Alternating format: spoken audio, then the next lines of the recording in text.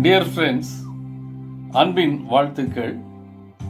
இந்த நாளிலே கிறிஸ்துவோடு கூட மரித்து உயிர்த்தெழுந்த எனக்கும் உங்களுக்கும் இருக்கிற பிரச்சனை என்னன்னா, உலகத்தோடு வாழ்வதா, உன்னதற்காக வாழ்வதா, உலகத்தின் கட்டளைகளுக்கு கீழ்ப்படிவதா, உன்னதருடைய கற்பனைகளுக்கு கீழ்ப்படிவதா, இப்படிங்கிற ஒரு பிரச்சனை வருது.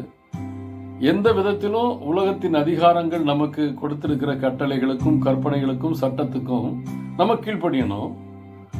ஆனால் அதை காட்டிலும் ஆண்டவருடைய கட்டளைகளுக்கு மிக கவனத்தோடு கீழ்ப்படிய வேண்டும்.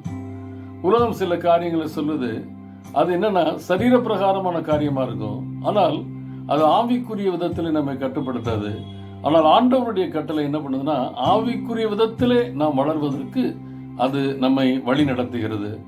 அதைத்தான் கொலேசியருக்கு எழுதும் பொழுது 2ஆம் அதிகாரம் 20வது வசனத்தில் துவங்கி அவர் சொல்கிறார், நீங்கள் கிறிஸ்துவுடனே கூட உலகத்தின் வழிபாடுகளுக்கு மரித்ததுண்டானால் இன்னும் உலகத்தின் வழக்கத்தின்படியே பிழைக்கிறவர்களாக இருக்கிறீர்களே.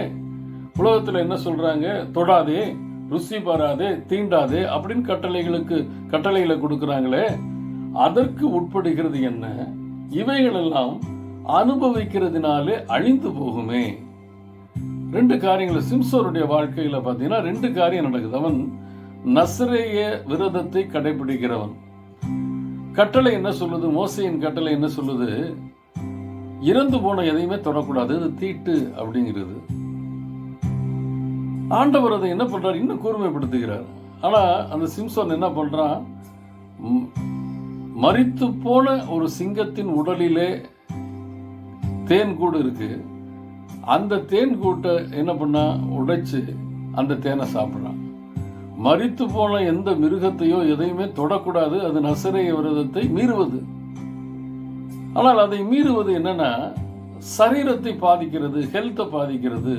ஆனால் அதை காட்டிலும் அவன் பண்ணது என்னன்னா, சிங்கத்தினுடைய அந்த மரித்து போன சிங்கத்தின் உடலில் இருந்த தேனை குடித்ததை காட்டிலும் தெளிலாளின் மடியிலே படுத்திருந்தான் பார்த்தீங்களா, அது அதை விட மிகப்பெரிய பாதிப்பு. இதைத்தான் ஆண்டவர் சொல்றார், தொடாதே, ருசி பாராதே, தீண்டாதே. இவையெல்லாம் ஒன்னா ஹெல்த்தை பாதிக்கிற காரியமா இருக்கு. ஆனால் சில காரியங்கள் என்ன இருக்குன்னா, அது இருதயத்தை பாதிக்குது. நீர் சாப்பிடுகிற உணவு எங்க போகுதுன்னா வயிற்றுக்குள்ள போகுது. அது அந்த உன்னை ஹெல்த்தை வேணா பாதிக்கலாம், ஆனால் சில காரியங்கள் உனக்குள்ளே அனுமதிக்கிற காரியம் நேரா இருதயத்துக்குள்ள போகுது. அது உன்னுடைய ஸ்பிரிச்சுவல் லைஃபையே பாதிச்சிடும். அதுக்கு இம்பார்ட்டன்ஸ் கொடு. என்றைக்கு நீ உலகத்திலிருந்து வேறுபரிக்கப்பட்டாயோ அப்ப உலகத்திற்கு சில காரியங்களை வைத்திருக்கிறாங்க, கட்டுப்பாடு வச்சிருக்கிறாங்க. இவனோட சேராத, இவனை அனுமதிக்காத, இவனை தொடாத, இந்த காரியங்களை செய்யாத அப்படிங்கிற காரியங்களை காட்டிலும் ஆவிக்குரிய காரியங்களுக்குள்ளே நாம் என்ன பண்ணணும்? முக்கியத்துவம் கொடுக்கணும். எவை என்ன ஸ்பிரிச்சுவல் நிலையிலிருந்து பாதிப்பை உண்டாக்குதோ அதை உள்ள அனுமதிக்காதீங்க. அழகா அதைத்தான் ஆண்டவர் சொல்றாரு. மார்க் 7ஆம் அதிகாரம் 18-19 சொல்றாரு, புறம்பே இருந்து மனுஷனுக்குள்ளே போகிறது மனுஷனை தீட்டுப்படுத்தாது, அது இருதயத்துக்குள்ளே போகாது, வயிற்றுக்குள்ளே போகிறது. இன்னைக்கு நம்ம 2 காரியங்களை பார்க்கணும். இருதயத்துக்குள்ள எது உள்ள போகுது, வயிற்றுக்குள்ள எது போகுது. வயிற்றுக்குள்ள போகிறது நம்ம அதிகமா ஒரு பெரிய சரீரத்தை வேணா பாதிக்கும், ஆனா இருதயத்துக்குள்ள போகிறது நம்முடைய சிந்தையே பாதிச்சிடும். அப்படிப்பட்ட தீமைக்கு மட்டும் நீங்க என்ன பண்ணுங்க? விலகி வாழுங்க.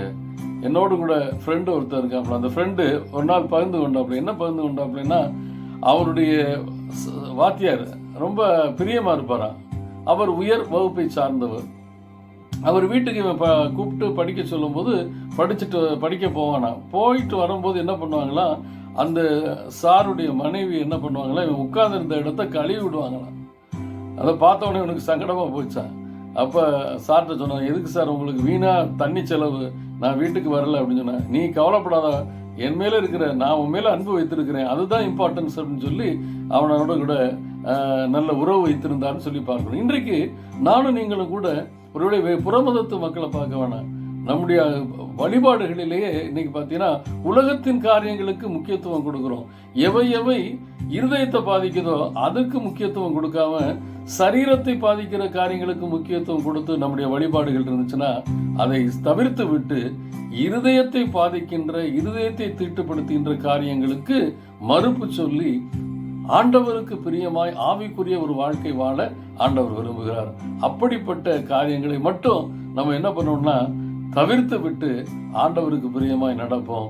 இதை வேறு பிரிப்பதற்கு ஆண்டவரே எனக்கு ஞானத்தை கொடுங்கன்னு சொல்லி கேட்போம். பரிசுத்தமாய் வாழ்வோம். கர்த்தர் நல்லவர், அவர் பரிசுத்தர்.